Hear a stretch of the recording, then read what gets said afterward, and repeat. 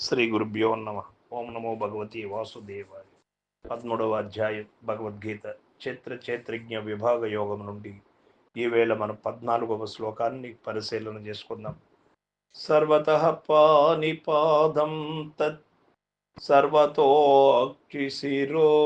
ముఖం సర్వతః శృతిమల్లోకే సర్వమావృత్య తిష్టతి. భగవానుడు చెబుతూ ఉన్నాడు, అర్జున, అది ఆ బ్రహ్మము అనగా ఆత్మ అంతటను చేతులు కాళ్ళు గలదియు, అంతటను కన్నులు తలలు ముఖములు గలదియు, అంతటను చెవులు గలదియునవి, ప్రపంచమునందు సమస్తమును ఆవరించి అనగా వ్యాపించుకొని ఉన్నది అని చెబుతూ ఉన్నాడు. ఆ పరబ్రహ్మమును పరమాత్మ సర్వత్రా నేత్రములు చెవులు ముఖములు కలిగి ఉన్నదని చెప్పుట వలన జీవులు చేయు పుణ్య పాప కార్యములనన్నింటినీ అతడు సదా గమనించుచునే ఉన్నాడని స్పష్టమగుచున్నది. ఈ సత్యమును తెలుసుకొనినచో ఇక పాప కృత్యములు ఎవడును చేయగలుగును. మనస్సునందును ఆ పరమాత్మ వ్యాపించి ఉండుట వలన జీవుడు చేయు ప్రతి సంకల్పమును అతని దృష్టి యందు పడుచునే ఉండునని భావము.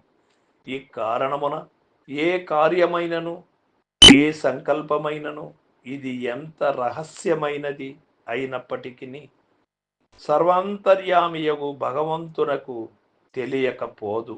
కాబట్టి జీవులు తమ ఆచరణ విషయమై బహు జాగరూకులై పాప కార్యములను పాప సంకల్పములను విడనాడి సన్మార్గముని చేపట్టవలెను అని ఇక్కడ మనకు తెలియబడుతూ ఉంది. దేవుడెచటున్నాడు అను ప్రశ్నకు సర్వత్రా వ్యాపించి ఉన్నాడని ఇచట సమాధానమసంగబడెను. సర్వమా వృత్య తిష్టతి, సమస్త దృశ్యమును ఆవరించి ఉన్నదని చెప్పుట వలన ఆత్మ దృశ్యము కంటే పరమై అతీతమై ఉన్నదని తేలుచున్నది. ఆవరించు వస్తువు ఆవరింపబడు వస్తువు కంటే అతీతమై ఉండవలెను కదా. దృగ్గు వస్తువగు ఆత్మ అనగా బ్రహ్మము దృశ్యమునంతను ఆవరించి తన యందుంచుకొనినది, తన గుప్పిటి యందు పెట్టుకొనినది. కాబట్టి అల్పమగు దృశ్యమును ఆశ్రయింపక మహత్తరమగు దృగ్గు వస్తువుని పరమాత్మని ఆశ్రయించవలయను అని ఇక్కడ మనకు స్పష్టమైనది. భగవానుడు చెబుతూ ఉన్నటువంటి సత్యవాక్కులు చూడండి. ఇక్కడ భగవంతుడు ఒక చోటికి పరిమితం చేయడానికి వీలు లేదు.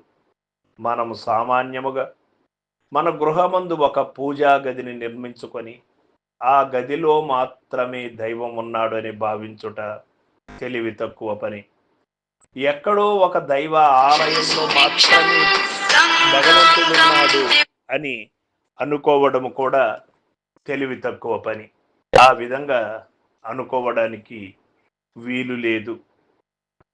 భగవంతుడు సర్వవ్యాపి సర్వాంతర్యామి కనుక భగవంతుడు లేని చోటు లేనే లేదు. ఏకం సత్ అన్నది అద్వైత సిద్ధాంతం. ఉన్నది పరిపూర్ణము, ములుగుర్చ సందులేక పరిపూర్ణమే ఉన్నది అన్నది అచల సిద్ధాంతం. ఈ విధంగా మనం పరిశీలన చేసినప్పుడు భగవంతుణ్ణి లిమిటెడ్ చేయడానికి వీలు లేదు. అన్లిమిటెడ్ పరమాత్మ స్వరూపం ఎక్కడ చూసినా అదే ఉన్నది. కావున ఒక్క చోట ఉన్నది పరమాత్మ, ఒక్క చోట లేదు అని అనడానికి వీలు లేదు. కనుక ఏ కార్యక్రమం మనం చేయవలసి వచ్చినా పరోపకార బుద్ధితో, సమాజ సేవతో, సమాజ సంకల్పం అంతా కూడా మనకు సత్సంకల్పమై ఉండాలి. దుస్సంకల్పం ఎక్కడా కూడా ఉండకూడదు. ఒక పరమాత్మ ఆలయంలో మాత్రమే మనం సదాచరణ, సద్భక్తి, సద్లక్షణాలు కలిగి ఉండి మిగిలిన చోటల్లో భిన్నంగా ఉంటే పాపకోపములో పడినట్టే అవుతుంది. కావున భగవంతుడు చూడని చోటు లేదు, భగవంతుడు లేని చోటు లేదు, భగవంతుడు వినని మాట లేదు. ఏ రహస్యమైన భగవంతుని దృష్టిలో అది బట్టబయలే అనే సత్యాన్ని తెలుసుకున్నవాడు నిజ సత్య శ్రేష్ఠుడై, భక్తి శ్రేష్ఠుడై, జీవన్ముక్తుడై జీవించగలడు. సర్వం సద్గురు పాదార్పణమస్తు. గురుదేవ్.